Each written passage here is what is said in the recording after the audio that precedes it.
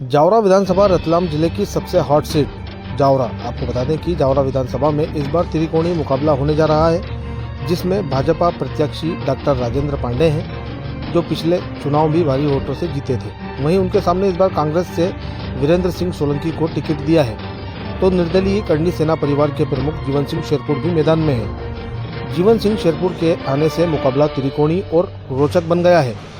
और एक दो उम्मीदवार और हैं जातिवाद के समर्थक।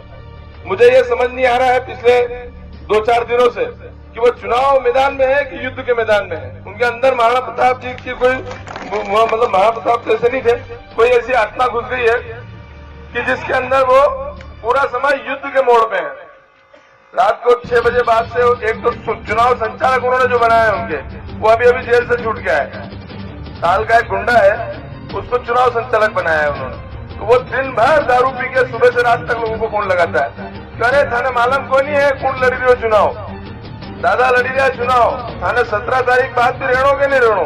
अरे भैया राजनीति कर रहे हो, राजनीति के तरीके से करो।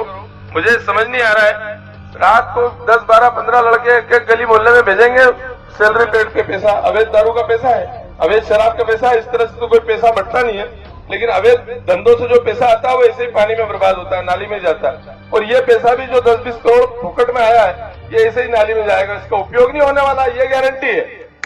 जमानत तो बचने वाली नहीं है जैसे लोगों की। स्कूलों में अच्छी व्यवस्था नहीं, इसलिए प्राइवेट स्कूलों की तरफ लोग भाग रहे हैं। सरकारी अस्पतालों में अच्छी व्यवस्थाएं नहीं है, इस वजह से प्राइवेट अस्पतालों की ओर भाग रहे हैं। और रोजगार के लिए प्रदेश छोड़ के बाहर प्रदेशों में काम करने के लिए जा रहे हैं, देश से बाहर भी काम करने के लिए जा रहे हैं। तो इसके पीछे कोई फेल हुआ है तो सरकारें फेल हुई, चाहे कांग्रेस की रही हो या भाजपा की रही हो।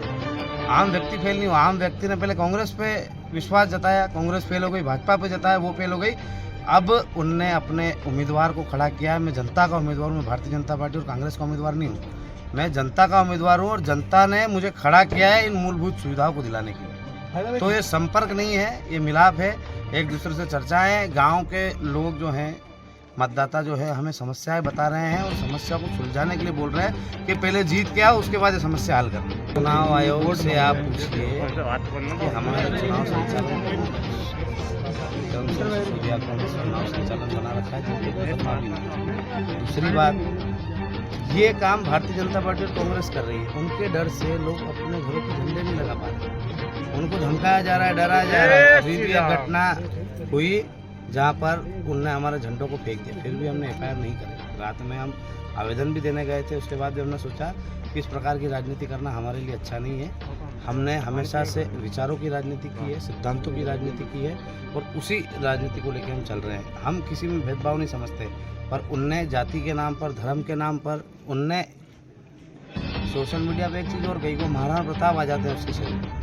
महाराणा प्रताप तो सबको लेके चलते थे। उन्होंने ये भी बोला कि नहीं वो उनके जैसा नहीं है। हाँ, मैं मानता हूँ कि मैं महाराणा प्रताप के चरणों की धूल के बराबर भी नहीं, पर उनके सिद्धांतों पे चलते हुए जिस प्रकार से उन्होंने हकीम का सूरी पठान को साथ में लेके चले, जिस तरह वो मीणा समाज को साथ में लेके चले, सर्वहारा समाज को साथ में लेकर उनने अपना युद्ध लड़ा अपने वतन के लिए, अपनी मातृभूमि के लिए।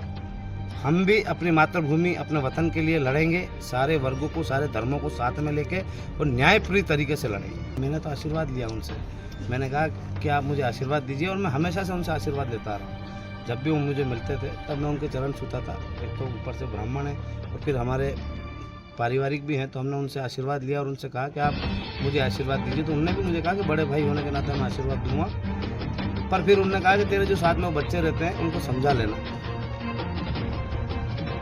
और उसके बाद फिर उन्होंने आपने पूरा वीडियो देखा, ये क्या कहा है, तो जैसे तुझको समझाया वैसे उनको भी समझाना, मुझे भी समझाया। तब मेरी बात सुनिए, इस प्रकार की अच्छी राजनीति करना अच्छी बात है। अब मेरी बात सुनिए, यदि कोई विधायक किसी गांव में गया नहीं, अब इस गांव के युवाओं से पूछिए, आपके गांव में विधायक जी कितनी बार आए थे भैया? एक भी बार नहीं आया, 5 साल में एक भी बार नहीं आया। आप 10 बार आओगे, ये भी है, आप 10 बार आया हूँ। और राजनीतिक क्षेत्र में 2 महीने से सक्रिय। दोनों दलों के युवाओं का, बुजुर्गों का, माता बहनों का आशीर्वाद है, और निश्चित तौर पे वो मुझे विजय भी करेंगे।